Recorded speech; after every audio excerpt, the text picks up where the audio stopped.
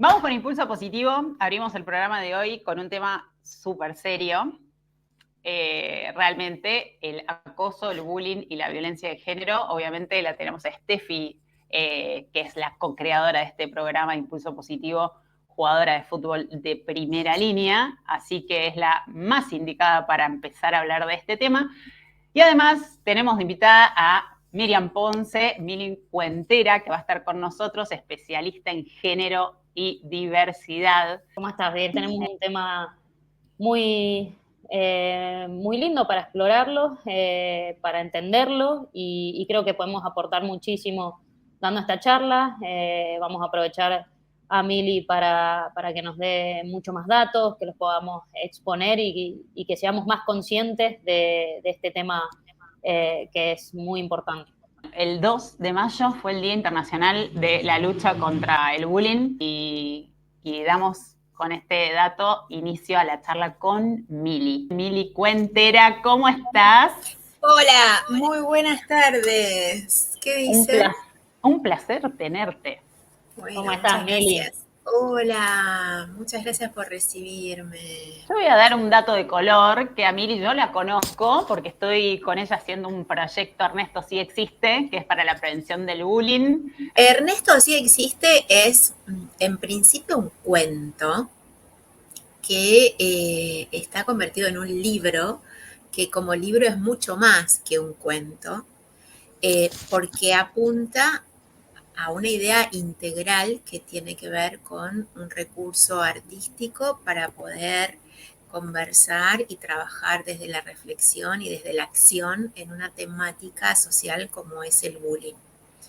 La idea de Ernesto sí existe es trabajar junto a las infancias y las familias desde la reflexión en todo lo que tiene que ver con diversidad y convivencia. Ernesto se construyó en una historia, en un cuento desde la oralidad, que en principio estaba orientado a lo que tenía que ver con la perspectiva de género. Y finalmente después cuando fue tomando forma, abordó otras temáticas, porque sin lugar a duda todo lo que tiene que ver con género es transversal a todas las temáticas y el bullying está absolutamente ligado a lo que es el género. Más allá de que está ligado a lo que es la raza, la religión, las identidades de género, las cuestiones corporales, nos pone en evidencia todo esto que tiene que ver con el maltrato, con la intolerancia y con las constituciones de poder, sobre todo, ¿no? Digo poder como alguien más poderoso que otro, ¿no? Como esta idea instalada de que ciertos colores y ciertos géneros tienen más poder que otros. Los invitamos a todos a llevar ese cuento. Obviamente está disponible en YouTube, Spotify, es de distribución gratuita. Tenemos el libro digital para que llegue a todos los espacios habido y por haber. ¿Por qué hablamos tanto de las infancias con el bullying, no? Porque primero, sobre todas las cosas, la infancia es la etapa crítica y vital para desarrollar un adulto responsable de su vida, que va a generar productividad en la sociedad, que va tal vez a construir una familia, que se va a desarrollar en la sociedad, se va a desempeñar, se va a desenvolver y justamente la etapa vital y determinante es la infancia. De hecho, cuando nosotros hablamos de bullying, creo que cualquier adulto que ha sufrido bullying o ha hecho bullying no se le olvida. Cuando realmente entiende lo que es bullying, no se le olvida nunca más. Y de hecho, Tefi, estaría bueno que vos cuentes tu historia de cómo empezaste ese recorrido con el fútbol y lo que te tocó vivir siendo una niña. Obviamente, como decís, hay dos caras, ¿no? No solo el camino de la parte fea que me ha tocado vivir, pero sí, obviamente, al empezar fútbol, sobre todo en Argentina, que es un deporte muy popular y que en esos momentos, cuando decido empezar, solamente se lo veía a los hombres hacer este deporte. Fui víctima, ¿no? de mucho bullying. Recuerdo en el colegio nos separaban en las clases de educación física, teníamos, las mujeres generalmente hacíamos vóley y los hombres hacían fútbol. Por suerte eso ya no está pasando, estamos mejorando en cuanto a la educación en Argentina, pero, por ejemplo, me acuerdo que mi papá y mi mamá tuvieron que pedir permiso a ver si podía ir con los chicos y obviamente al hacer fútbol con los chicos, yo entrenando fútbol con más hombres, tenía otra fuerza o se me decía cosas feas, ¿no? Por hacer un deporte que estaba popularizado en ese momento solo por hombres. ¿Qué cosas feas te decían? Machona, obviamente, Obvio. o camionera o lo que sea, ¿no? Simplemente por el hecho de hacer fútbol. Y era muy loco porque cuando elegíamos equipos, era una de las primeras que elegían, ¿no? Si bien eso quiere decir que por ahí destacás o te querían en tu equipo porque se te da bien ese deporte, a pesar de eso, recibía, ¿no? Esa violencia. Cuando estabas no creo en el colegio, pero por ejemplo en las canchas, ¿ese bullying lo recibías de tus pares, pero también de los adultos que iban a la cancha o no? Sí, fui más consciente, obviamente de grande, que muchas veces venía de los padres de los niños, no del niño en sí. Entonces era difícil, ¿no? De gestionar cuando el padre le gritaba al hijo que, por ejemplo, por qué una mujer lo gambeteaba, lo pasaba, que me pegara o que no podía pasar. También recibía el propio hijo, ¿no? Esa agresión del padre, porque era una presión que le ejercía al niño, el niño reaccionaba de tal manera hacia mí, en este caso, y fui consciente de grande que en realidad ese bullying también era parte de la educación que recibían esos chicos. Tefi, gracias por contarnos y por poder ayudarnos a pensar sobre esto que vos traes, ¿no? Porque el fútbol como deporte masculino, ¿no? Entre comillas, por supuesto, ¿no? Corresponde a algo que es teóricamente a lo que llamamos roles de género. Y los roles de género se corresponden con esta idea de, para ciertas sociedades, ¿no? Es un comportamiento que es aprendido y que entonces en una sociedad, en una comunidad o en un grupo social determinado, algunas características y algunos comportamientos se corresponden a esto que debe ser un comportamiento masculino y un comportamiento femenino. Y acá el esperado para decir esto corresponde a un hombre, esto corresponde a una mujer, y esto habla muy claramente de que esos roles son constituciones culturales. Definitivamente son construcciones culturales.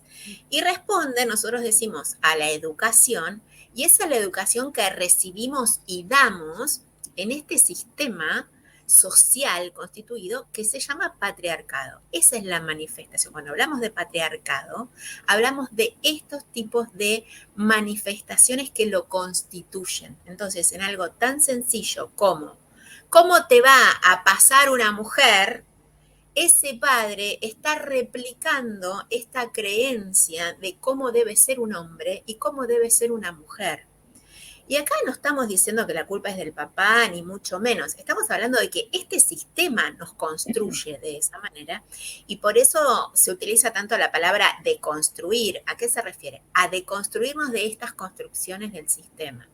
Y otra de las cosas que me parece importante traer acá es que nosotros con Ernesto, si bien es un cuento para las infancias, lo trabajamos mucho con los adultos, con las familias, porque lo que queremos es apuntar a ese papá que está justamente apuntando a su hijo y a la persona que es distinta a su hijo por una característica que es propia de esa otra persona y que lo hace único y diferente. Entonces hay que trabajar con los adultos. Cuando voy a jugar a Estados Unidos y me encuentro con otra sociedad, algo culturalmente totalmente diferente a lo que había vivido anteriormente. Realmente a las mujeres se las tiene de otra manera. De hecho, a las niñas es un deporte muy lindo para practicarlo en Estados Unidos, porque se le pone profesores particulares para que hagan fútbol, se las beca, o sea, se apoya en cuanto a la educación también, un poco para apoyar lo que acabas de decir y lo que a través de mis vivencias he aprendido lo que vos has dicho. Sí, definitivamente son construcciones culturales, ¿no? Y de hecho, estar acá es nuestra forma de aportar a visibilizar esas construcciones y ayudar a deconstruirlas. Tefi, y a vos cuando te pasaba todo esto bueno, vos decís, entiendo de que lo viví de chiquita, pero fui más consciente de esto cuando fui más grande. ¿Cuáles fueron esas edades en las que vos tomaste más conciencia? En la adolescencia, te diría que por ahí fui más consciente, en donde muchas veces me hacía mal, muchas veces me hacía mal, eh, no te digo que entré en depresión o grandes no sé, grandes tristezas y demás, porque me refugié en mi familia, me refugié en el club, que sí, en mi club me ayudaban muchísimo y me protegían mucho, tuve unos círculos que me protegieron muchísimo, entonces no entré en depresión, pero sí habían muchos comentarios los que me hacían mal. De hecho, eh, mm, se decía que si hacía fútbol no era femenina y eso me tocaba muchísimo. Y por ahí recibía muchos comentarios que eran que lo hacían de una manera positiva, pero no eran tan positivas. Era como, bueno, Steffi hace fútbol y encima es femenina. Era como, querían decirme algo lindo, pero no lo era. O sea, era hasta incómodo para mí, como diciendo, sigo siendo una mujer, solo juego al fútbol. Justamente lo trajo Steffi, que son las consecuencias que puede traer esto que nosotros llamamos acoso, que después, si querés, Mili, podrías explicar cuáles son las diferencias entre el acoso y el bullying. Las consecuencias son muy peligrosas. O sea, porque realmente puede llegar a que un niño se quite la vida. De hecho, las estadísticas así lo demuestran. Bullying Sin Fronteras, que es una fuente de información muy buena internacional, habla de 200.000 niños que se quitan la vida por año. O sea, es un desastre. O sea, realmente como sociedad estamos fallando. Exacto, del bullying y el ciberbullying, que también lo vamos a comentar. Hablábamos de las consecuencias que podía tener el acoso, hablamos del bajo bienestar psicológico, esto de poder de sentirse más irascible, triste, ¿no? De no llegar a una depresión, que sí llega, en otro estado va a llegar la depresión si no se trabaja, como le pasó a Steffi, que tuvo una contención, un apoyo, un contexto emocional. Hay niños que no lo tienen. Al contrario, muchas veces lo agravan. Empezar a tener una socialización pobre, el niño que empieza a sufrir acoso se resguarda, ¿no? No tiene apertura. Si hablamos de soledad, tristeza y vergüenza, creo que son palabras muy fuertes que uno, con el correr del tiempo y en su adultez, la empieza a trabajar de manera más seria y se da cuenta de todo lo que eso involucra. Imaginemos esos tres conceptos viviéndolo un niño, que realmente estás explorando la vida y no entendés mucho. Es peligroso, es peligroso. Y después, obviamente, tener malestares físicos, ¿no? Entonces, ¿por qué hablamos de esto? Si adultos son los que nos están escuchando, poder prestar atención al niño, a los amigos de tus hijos, de tus hijas, poder empezar a entender, che, cambió de comportamiento, ¿qué le está pasando a esta persona? Poner foco. Muchas veces los colegios, o tal vez los niños no se animan a hablar tampoco en los colegios. Entonces, que todos prestemos atención a las infancias, a qué le está pasando a ese niño, ¿sí? De poder encontrar espacios de apoyo. Esta serie de recomendaciones que vos planteas, ¿no? En primer lugar,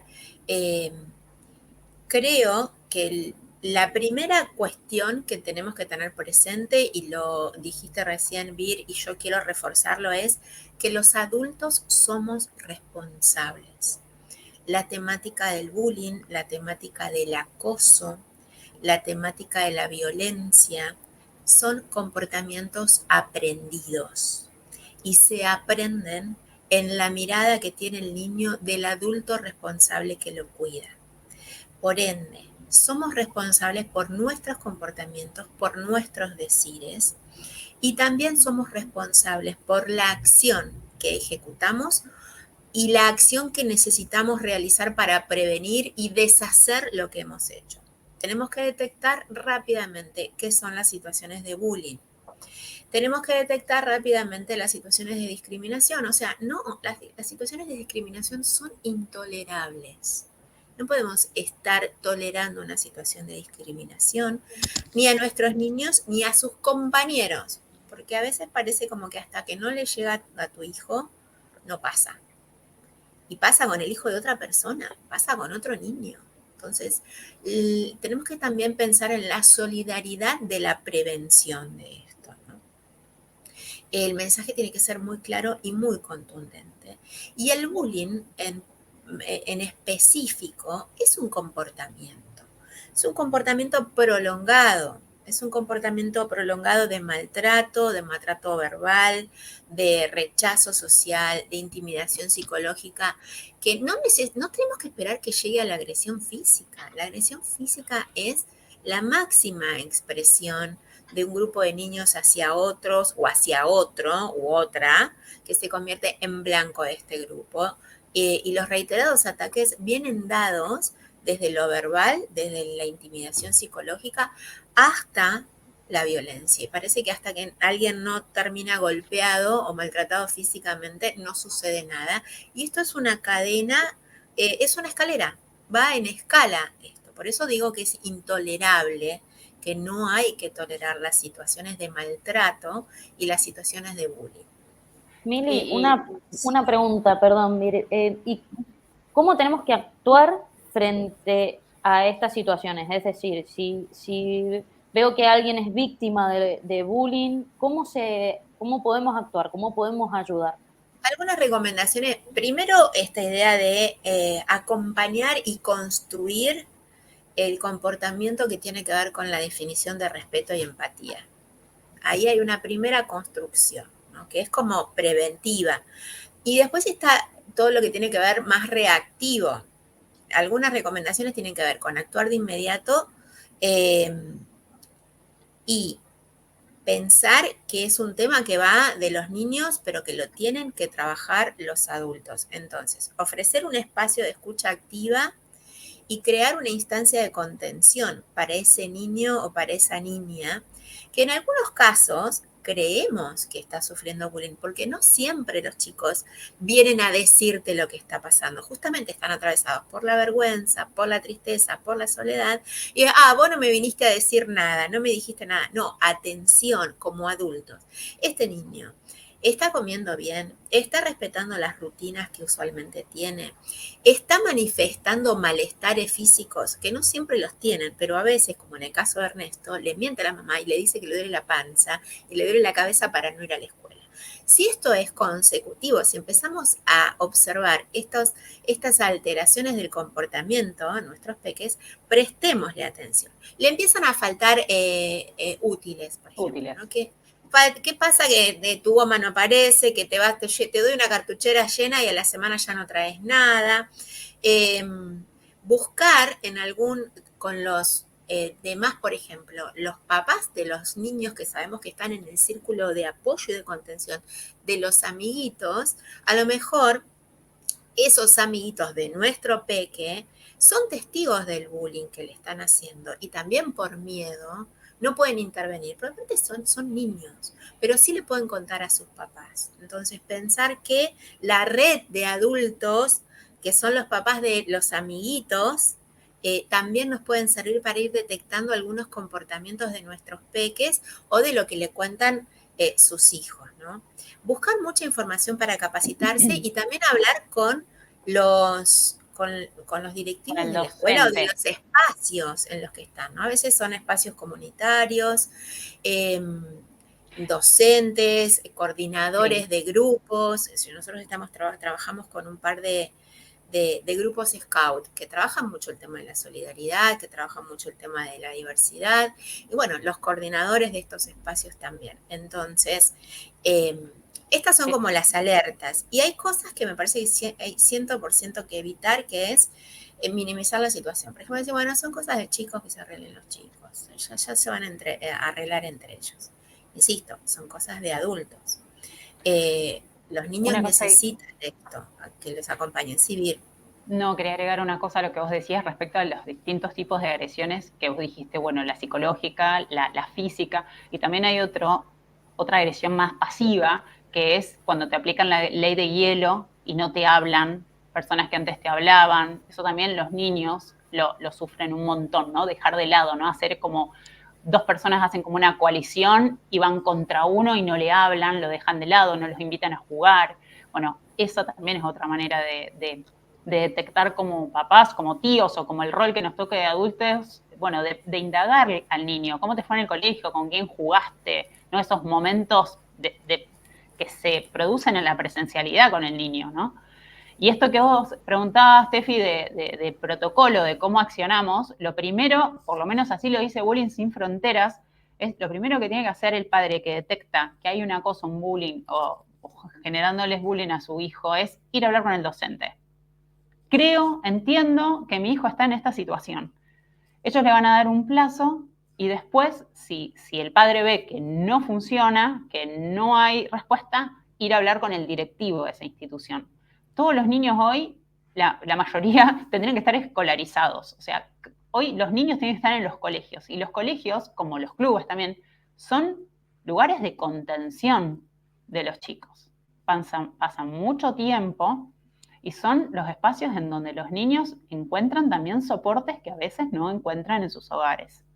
Básicamente también lo que estaba ya como pensando si entrábamos por ahí en otra temática con Steffi, pero lo que yo quería proponer Dale. también, y creo que es parte de lo que propone Ernesto, y viste, parece que proponer una cultura de paz en este momento es revolucionario en el mundo, ¿no? Es decir, bueno, si vamos a hacer la revolución, que sea con amor, y eso es lo que proponemos nosotros. ¿Por qué? Porque criar en cultura de paz es una construcción, ¿sí? De la misma manera que yo estuve diciendo, los comportamientos son adquiridos, todo lo que tiene que ver con los roles de género, con las creencias, son culturales y son adquiridas. La constitución de la violencia social es una construcción.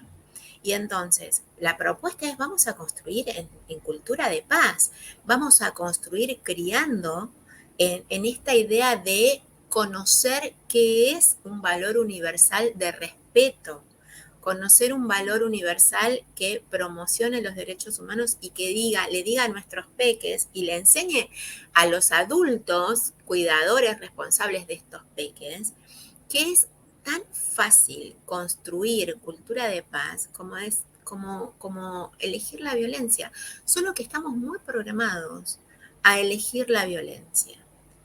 Porque la cultura de paz lo que hace y lo que intenta es promover la equidad y es permitir que cada uno de nosotras sea quien quiera ser. Y es, mirá qué bueno que esta nena quiere jugar al fútbol y mirá cómo juega al fútbol y te puede enseñar y te puede compartir y comparte con vos y esto igual y esto par, porque juega al fútbol, no porque es una nena o no es una nena. ¿Dónde está el punto de encuentro? Estamos como muy acostumbrados a enfocarnos en lo que nos desencuentra, en lugar de enfocarnos en lo que sí nos encuentra. Y en este punto es el fútbol. Me encanta lo que decís respecto a que todos podamos tener la libertad de ser quien queramos ser, porque está muy enfocado a nuestro proyecto de Impulso Positivo, que desde su génesis, con Steffi dijimos queremos llevar algo lindo, información, sobre todo a las niñas y niños, por supuesto, que que los ayuden a poder crear sus sueños y que disfruten el proceso, porque la verdad es que siempre dijimos con Tefi, a veces no se te cumplen todos los sueños, es la realidad, pero disfrutar el camino y el proceso es lo más lindo de poder emprender en la vida y que en ese emprender con libertad y con acceso a las situaciones, cosas, personas que vos necesitas o crees necesitar para tu vida, puedas encontrarte, puedas entender tu identidad, puedas crecer, puedes descubrir quién sos.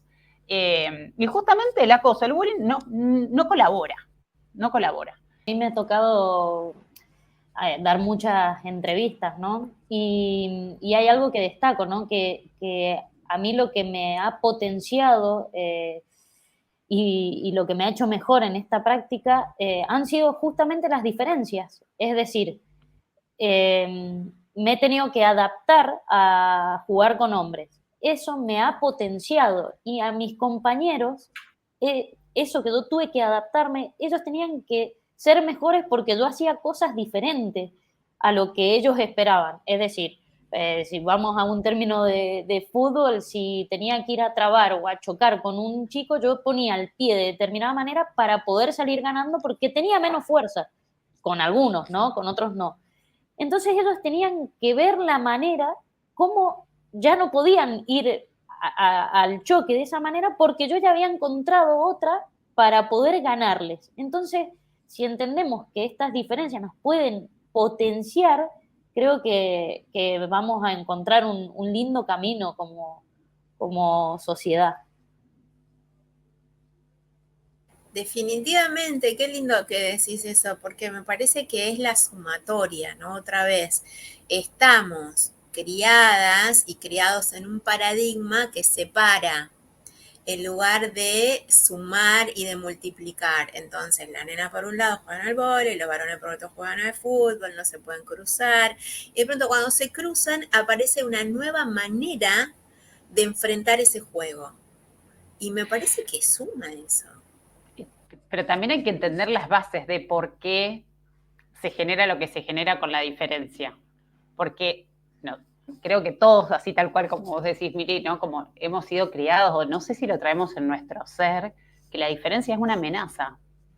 Y con la amenaza nosotros nos tendemos a defender por un instinto de supervivencia, de autoestima, la verdad es que no soy psicóloga y no lo puedo decir con las palabras más apropiadas, pero si ya entendemos que tal vez nuestro chip natural es, ante una diferencia, entender que voy a poner un parate, que la voy a tender a resistir, si yo ya entiendo de que en vez de resistirla puedo estar abierto y que en esa apertura no voy a salir damnificada, vamos a poder ser un poquito más flexibles y entender que tal vez puedo aceptarla, puedo entenderla, pero no opinar lo mismo. O sea, nos abre otro abanico de criterios y de formas de pensar, que eso es lo que nos hace evolucionar como sociedad. Yo quiero escuchar un poco más a Steffi. Sí, porque encima nosotros con Mili hablamos. Yo quiero escuchar más de qué tiene para contarnos. ¿Qué diferencias, Steffi, ves, no sé, con el fútbol que vos viviste de chiquitita, con todas esas diferencias y el fútbol que vos ves ahora? Bueno, vos tenés también un bagaje de fútbol internacional muy, muy grande y creo que en esa experiencia tuya de vivir el fútbol femenino afuera has podido entender todo lo que nos faltaba y nos falta en el fútbol argentino, ¿no? Porque capital humano tenemos profesional.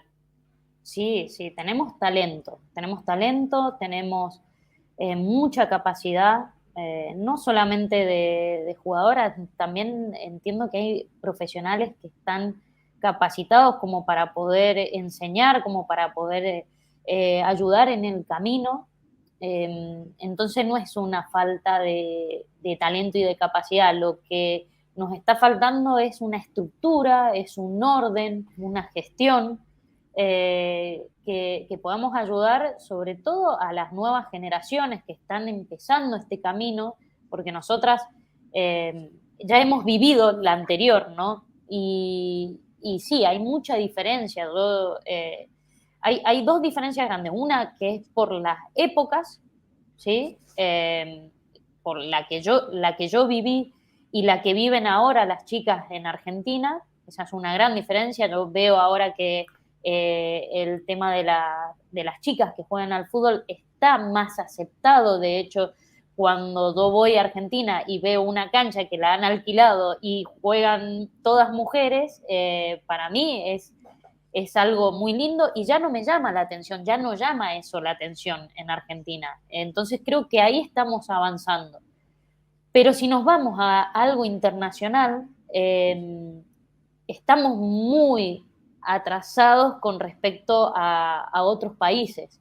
Como te digo, en Estados Unidos dan becas por jugar a este deporte, tienen una estructura bien organizada, la cual le permite a cualquier niña es tanto estudiar como hacer este deporte. Yo hubo un momento que tuve que dejar la universidad porque estaba en la selección argentina.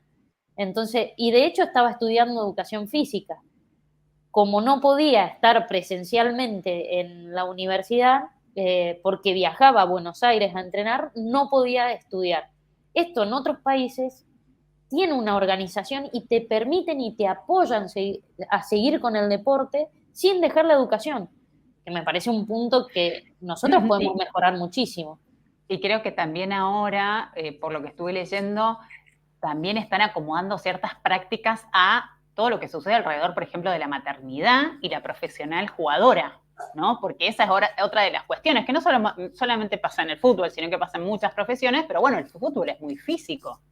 Sí, sí, es un tema que, por ejemplo, acá en España se está poniendo mucho sobre la mesa y se está tratando de mejorar muchísimo, porque, bueno, llega a unas edades donde tenés que decidir, porque físicamente o dejás el deporte o decidís ser madre, ¿sí? Y entonces es una decisión complicada, porque, bueno, dejás lo que te apasiona, ¿no es cierto? Entonces, con ciertos apoyos, por ejemplo, en Estados Unidos hay chicas que estaban en los clubes y seguían cobrando quizás un sueldo y demás, porque estaban de baja porque iban a ser madres, y después se incorporaron o seguían entrenando. Yo acá no me voy a meter en cuanto a los plazos o los tiempos que se puede entrenar y demás, porque no soy especialista en este tema, pero sí estaban entrenando hasta que ellas podían y después retomaban cuando ya podían retomar, ¿no es cierto? El postparto. Y claro, entonces, bueno, creo que ese apoyo de, bueno, soy madre, no tengo que dejar de ser deportista. De hecho, voy a tener un club que me va a apoyar y que me va a ayudar a recuperarme para volver a ser deportista de élite. Eso creo que podemos mejorar. En muchos países hay que mejorar y dar como un apoyo extra y ponerlo bien sobre la mesa. Acá en España se está haciendo. Sí, y realmente por ahí aclarar lo que creo que no hace falta aclarar, que es que se habla del deporte y de ir a jugar, pero en el caso de ustedes, cuando ustedes dicen ir a jugar es un trabajo. Y cuando hablamos de club, es una organización. Entonces, que la organización no habilite los espacios para que una mujer trabajadora pueda desarrollar su maternidad, está hablando de que hay una falta de gestión y de evolución en la organización. Pero bueno, a todo lo que decía Mili, los clubes han tenido sus inicios tan llenos de masculinidades que también hay que entender que hay plazos de adaptación para todas estas situaciones que no se han contemplado en algún momento, pero que hoy lo estamos poniendo sobre la mesa. Así que en buena hora de que se entienda que el ir a jugar es ir a trabajar. Esta perspectiva que antes no se tenía, ¿no? Y es la perspectiva que contempla justamente esta idea de las mujeres necesitan estar acompañadas organizacionalmente y las organizaciones deben incorporar esto en su gestión, porque si no primero están violentando un derecho humano, que es el derecho al trabajo. A partir de ahí es que las organizaciones tienen que construir.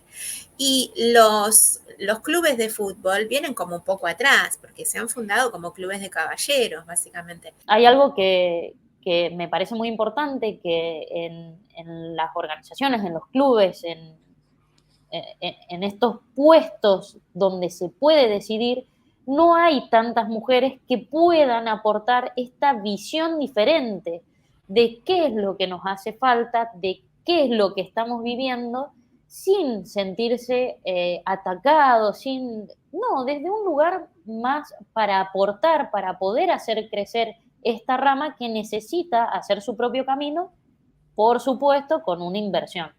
Sí, y Sí, otra cosa que voy a tomar de esto que acabas de decir, Steffi, que vos dijiste la palabra visibilizar, ¿no? Y creo que como parte de todo este ecosistema de negocio que representa el fútbol, creo que también hay que poner un poco el foco en los medios especializados deportivos y la conformación y la capacitación en perspectiva de género de los medios, para que también puedan acompañar esto.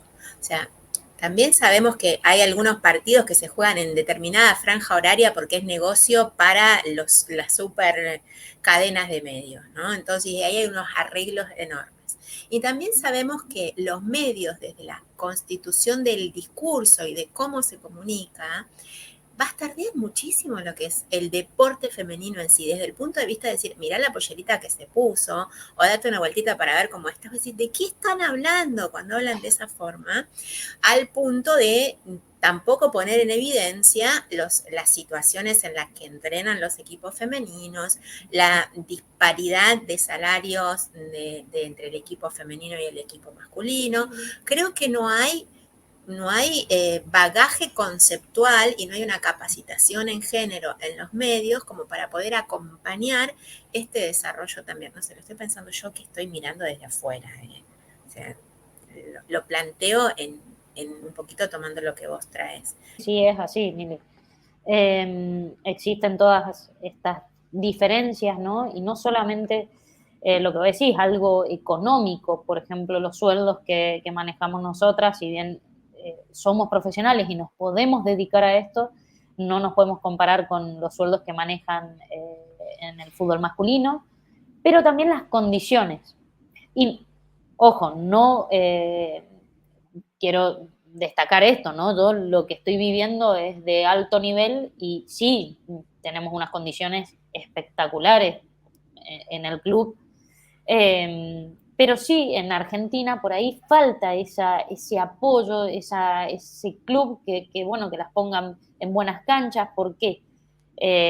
Por ejemplo, la cancha, o sea, hace que el fútbol sea mejor o peor, ¿sí? Más allá de toda la preparación previa, que a la niña quizás no se la dejaba jugar con los chicos o que se le ponía más trabas, evidentemente la preparación ya no es la misma cuando llegás a un fútbol profesional o a una primera división, ya tu preparación no fue la misma que la de un chico. Entonces, hay muchas diferencias que tenemos que aprender a ver de otra manera y aportar a esos niños, a esas niñas, que tengan un camino más igualitario para que después a nivel profesional o en primeras divisiones se vea más o menos el mismo nivel, ¿no? y creo que está bueno pensar que cuanto más información tenemos y más posibilidades hay, es más libertad tenés ante la toma de una decisión, como niño, como adolescente o como mujer, ¿no? Como el acceso que vos tenés de las cosas hace que también vos puedas decidir y que no te conformes con, o que pienses que lo estándar es. Vieron que una vez cuando es niño entiende que el mundo es lo que le muestran y al fin y al cabo decís, no, te mereces mucho más, está toda esta amplitud de opciones. Me parece súper importante todo lo que estás diciendo, Steffi, especialmente por los niños y niñas bueno, especialmente por las niñas, que es la que estamos, por las cuales estamos justamente brindando información y luchando para que el día de mañana, como vos siempre decís, Steffi, puedan tener el entorno deportivo que ellas merecen para ser grandes profesionales del fútbol. Y que la primera posibilidad te la pueda dar tu país, ¿no? Creo que... Sí, sí, así que bueno, para mí esto de hablarlo, de exponerlo y que todos somos parte, que esa niña que va a jugar al fútbol no se sienta señalada porque está haciendo algo que empezó haciendo un deporte popular para hombres. Entonces creo que somos todos parte de esto, y hablo en general, no solamente del fútbol. Aquellas adolescentes o mujeres que están en el fútbol y pueden alzar sus voz y poder hacer una crítica constructiva o quejarse de las condiciones, no tengan consecuencias que afecten su desempeño deportivo o su propia carrera profesional. Realmente eso, ¿no? De tener el espacio de libertad, de poder no solo luchar por las condiciones que creen merecer no solo las jugadoras, sino todo el equipo, que no haya consecuencias por haber alzado la voz, sino que las consecuencias sean positivas, en favor de, y en el favor de, en pos de construir un fútbol más sano, ¿no? Eso mismo, lo que queremos es construir, y creo que hablando y exponiendo lo que hace falta, y muchas cosas que están bien también, porque por ahí tendemos solo a hablar lo que está mal. No, hay muchas cosas que están bien y las podemos seguir mejorando o manteniendo porque están bien. Creo que está bueno, y es importante lo que acabas de decir. Todo es para sumar, para construir. No creo que deba ser esa chica o esa jugadora que habla señalada porque habla, o bueno, teniendo consecuencias negativas. Creo que acá lo que se intenta hacer es construir, y ojalá que así se entienda. A mí ahora obviamente la tenemos a Tefi, que es una referente total del fútbol, y me hizo acordar todo esto que vamos hablando a que las charlas que hemos tenido al principio con Tefi, que Tefi me decía por ahí cuando yo era más chica, los referentes que yo tenía no eran femeninos en el fútbol. Y escuché muchas jugadoras diciendo, nuestra generación realmente está sembrando referentes mujeres para las niñas. Hoy las niñas ven jugadoras y dicen, yo quiero ser como Steffi. Y tal vez antes, no sé, Steffi por ahí puede estar confundida, pero era, no sé, tal vez Maradona. Y creo que es tan importante que seamos conscientes de que toda la generación nueva está trayendo referentes a las niñas. Es fabuloso, esa construcción, la tenemos que destacar. Sí, es algo que ha cambiado, por suerte, porque como bien hablábamos en esas charlas cuando empezamos a ir, sí, yo veía y no sabía de ninguna mujer que pudiese vivir del fútbol. Lo habían en otros países, pero yo desconocía el camino, desconocía que había una selección, desconocía que habían ido a jugar, que no tenía ese proyecto, ¿no? De decir, bueno, yo quiero ser como ella, que pudo, que llegó, que vive de esto. No, yo tenía, quizás no, mis ídolos eran hombres en este deporte, obviamente, y creo que ahora está cambiando y positivamente, ¿no es cierto? Creo que todos hemos hecho bueno, que ahora tengan esas niñas referentes, mujeres bueno, que sepan que se puede llegar, que se puede vivir de esto, y ese camino que hagan, más allá de a dónde lleguen, si es a la elite, si es simplemente para jugar, que se vea distinto, que sea más amigable, por así decirlo. Me gustaría que usemos una palabra, que son casos de éxito. Cuando decimos que la tenemos a Steffi como referente del fútbol femenino, es porque sos exitosa en lo que haces, porque cuando vas a la cancha haces goles, pero también sos un referente en valores, porque estás haciendo este programa y estás llevando información de calidad a las chicas que te siguen.